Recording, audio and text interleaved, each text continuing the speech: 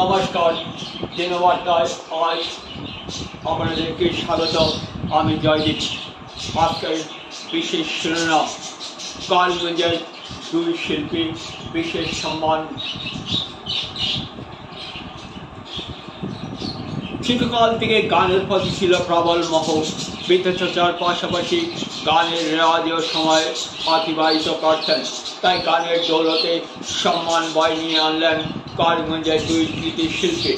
অসমবাসী সংখ্যালঘু উন্নয়ন বোর্ড আয়োজিত গৌহাটির শ্রীমন্ত শঙ্করদেব আন্তর্জাতিক প্রেক্ষাগৃহে রবীন্দ্র সঙ্গীত নৃত্য প্রতিযোগিতার চূড়ান্ত বাছাই প্রক্রিয়ায় মেয়েদের প্রতিভা উজাড় করে দিয়ে পুরস্কার ছিনিয়ে কালীগঞ্জ জেলার মুখ উজ্জ্বল করলেন অনন্যা চক্রবর্তী ও নীলাঞ্জনা মোদক। ক বিভাগে রবীন্দ্র সঙ্গীতের চূড়ান্ত পর্যায়ে বিচারকের রায়ে প্রথম পুরস্কার লাভ করলেন অনন্যা চক্রবর্তী। অন্যদিকে গ বিভাগে রবীন্দ্র সঙ্গীত তৃতীয় হন নীলাঞ্জনা মোদক। দুইজনই কালীগঞ্জের বাসিন্দা। কালীগঞ্জের দুই কৃতি শিল্পীর কৃতিত্বে আজ তাদের উষ্ণ সংবর্ধনা প্রদান করা হয় আয়োজক কালীগঞ্জ জেলা কমিটির পক্ষ থেকে। সংবর্ধনা কার্যক্রম বিশেষ করে সামিল ছিলেন সৌমিত্র পাল ও সুলেখা দত্ত চৌধুরী। এছাড়া সামিল ছিলেন অলোক রায়, মৃত্যুঞ্জয় চক্রবর্তী, বিকাশ দাস, শুভঙ্কর মালাকার প্রমুখ।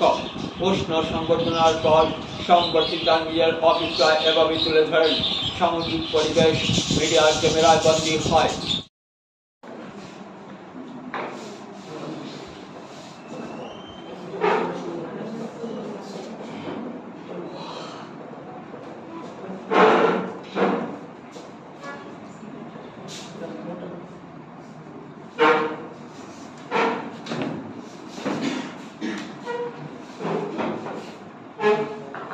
নীলাঞ্জনা মোদককে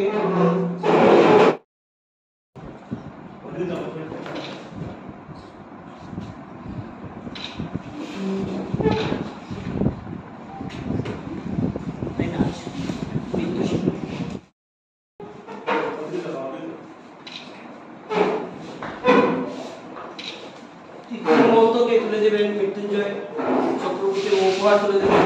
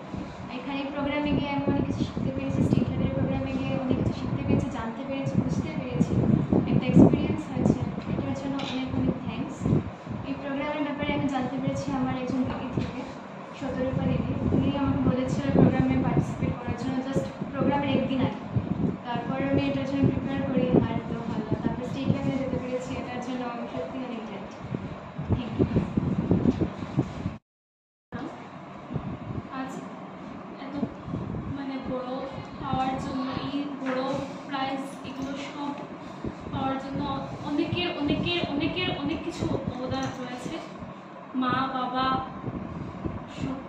সকল করিমগঞ্জবাসী সবার খুব বেশি অবদান। আমার অপু কাকু, সৌমিত্র কাকু, আমার ম্যাডাম, মাসব দাদা, ওদের অবদান না থাকলে হয়তো আমি এই প্রাইজটা পেতাম না। আর তৎসঙ্গে সুস্মিতা দিদি আমার সাথে না বাজালেও আমি পেতাম না। তারপর ওখানে জয়দীপ কাকু, ওরা অনেক অনেক অনেক আমাকে হেল্প করেছে, অনেক কিছু শিখিয়েছে ওখানে গিয়ে। তো ওটার জন্য আমি অনেক অনেক অনেক কৃতজ্ঞ ওদের কাছে। আজকে আমার এই প্রাইজটা আমার শুধু নয়, আমার গোটা করিমগঞ্জবাসীর যতজন শিল্পী আছে, সবার শিল্প সংগঠন আছে, সবারকে এই পুরস্কারটা আমি উৎসর্গ করতে চাই। উন্নয়ন পরিষদ আয়োজিত এই রবীন্দ্র উৎসবে আমরা করিমগঞ্জের যেসব শিল্পীরা অংশগ্রহণ করেছিল, আমি সকল শিল্পীদের এবং তাদের অভিভাবকদের আমার এই অন্তঃস্থল থেকে ধন্যবাদ জানাচ্ছি। আসাম সরকার এমন একজন মানুষকে নিয়ে এই মহাযজ্ঞের আয়োজন করেছিলেন যিনি বিশ্ববন্দিত অবশ্যই, এবং বাঙালির হৃদয় জুড়ে তার স্থান। তাই আমি প্রথমে আবারও আসাম সরকারের ধন্যবাদ জানাচ্ছি। আমি তৎসঙ্গে যারা পুরস্কার পেয়েছে তাদেরও বলছি এবং তাদের অভিভাবকরা আছেন তাদেরও বলছি যে তোমরা পুরস্কার পেয়েছো, তোমাদের দায়িত্বটা কিন্তু অনেক গুণ বেড়ে গেছে। কারণ আমরা করিমগঞ্জবাসী এবং তোমার পরিবার পরিজন সবাই কিন্তু তোমাদের থেকে আগামীতে আরো ভালো কিছু পাওয়ার প্রত্যাশা রাখছি। এবং যারা পুরস্কার পাওনি কিন্তু অংশগ্রহণ করেছো, এটা কিন্তু কম কথা নয়, তোমাদেরও দায়িত্ব অনেকখানি। তোমরা ভবিষ্যতে আরো সুন্দরভাবে তোমাদের অনুশীলন চালিয়ে আরো এগিয়ে যাবে।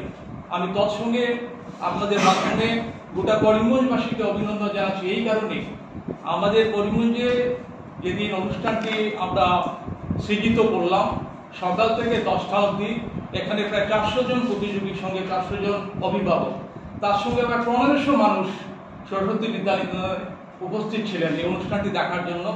এত সুন্দরভাবে হয়েছে অনুষ্ঠানটি, এর জন্য করিমগঞ্জবাসীকে আমি অসংখ্য ধন্যবাদ জানাচ্ছি। সকলের সহযোগিতা আমরা পেয়েছি। তৎসঙ্গে আমি এই কোঅর্ডিনেটর অরূপ রায়কে অসংখ্য ধন্যবাদ জানাচ্ছি আমার গোটা টিমকে। সকাল থেকে রাত অবধি এই টিম অক্লান্ত পরিশ্রম করার ফসল আজকের এই 2 জন প্রতিযোগিতার পুরস্কার পাওয়া। তো আর বিশেষ কিছু বলছি না, আপনারা নিশ্চয়ই জানেন যে এরা এই প্রত্যন্ত অঞ্চল থেকে গিয়েও এই 2টি পুরস্কার আমাদের জন্য নিয়ে এসছেন। এটা আমাদের কাছে অত্যন্ত গর্বের। আগামীতে আমরা অবশ্যই আশা রাখি এই ধরনের অনুষ্ঠান আগামী বছর আয়োজন হবে এবং আমরা আরো ভালো পুরস্কার পাবো, আরো ভালো উন্নত শিখরে তাদের নিয়ে যেতে হবে। এই ব্যাপারে কিন্তু অভিভাবক মহলের বিরাট দায়িত্ব রয়েছে। আপনারা কিন্তু পিছপা হবেন না, আপনারা আপনাদের সন্তানদের উৎসাহ দিয়ে যাবেন, তারা যেন ভবিষ্যতে আরো ভালো কিছু করে দেখাতে পারে। কারণ এটা সন্তান আপনাদের ঠিকই, কিন্তু এরা কিন্তু আমাদেরও কিন্তু এরা করিমগঞ্জবাসীর গর্ব, এরা করিমগঞ্জবাসীর মুখ উজ্জ্বল করেছে। কাজে আমাদেরও উচিত আপনাদের পাশাপাশি এদের উৎসাহ বর্ধন করা। বা এইটুকু বলে আমার সীমিত কথা এখানে চলে এসেছেন। সত্যি আমরা গর্বিত এবং ওনাকে আমি ধন্যবাদ দিই সর্বপ্রথম। ওনার প্রচেষ্টাই এত সব হতে পেরেছে এবং আশা করি ভবিষ্যতে আমরা আরও বেশি এগিয়ে যেতে পারবো। এইভাবে অনেকেই এইবার উৎসাহিত বোধ করেছে। আর আমাদের শিল্পী যে ভালো আছে, আমাদের এখান থেকেই বের হবে আরও, এটা আমি নিশ্চিত। কারণ গান নাচ সব দিকেই আছে আমাদের, কিন্তু এত বড় মঞ্চতে যারা গেছে প্রথমবারের মতো, দ্বিতীয়বার গেছে, প্রথমবারে তো এত বেশি গায়নি, কিন্তু দ্বিতীয়বার গিয়ে যেভাবে এরা মঞ্চে, বিশেষ করে এই অনন্যা চক্রবর্তী একটু ছোটো বাচ্চা মেয়ে যেভাবে এখানেও ফার্স্ট হয়েছে, আবার রাজ্য স্তরেও গিয়ে ওখানে ফার্স্ট হয়েছে, সেটা কম কথা নয় এই অল্প বয়সে।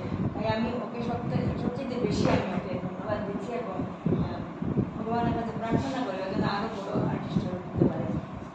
আরও আমরা আরও এগিয়ে যাবো। আমরা সবাই খুব উৎসাহিত বোধ করছি। আর বিশেষ করে সরকার মহাশয় যেভাবে রবীন্দ্র জয়ন্তী রবীন্দ্রনাথকে মনে করেছেন, কারণ রবীন্দ্রনাথ বিশ্বকবি, এখানে কোনো ভেদাভেদ নাই, কোনো রকম সম্প্রদায় নেই, কারণ উনি সবাই জন্যই ছিলেন, ওই জন্য উনি বিশ্বকবি না। ওনার মানে যেসব কিছু কীর্তিকলাপ আমরা বিচার করতে পারবো না, সীমাহীন ওনার সব কিছু।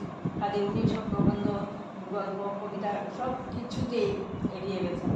কাজে এই মহাকবিকে যে মনে রাখতে পারবে না বা যে মনে করবে না, সেটা তার দুর্ভাগ্য করবো আমি।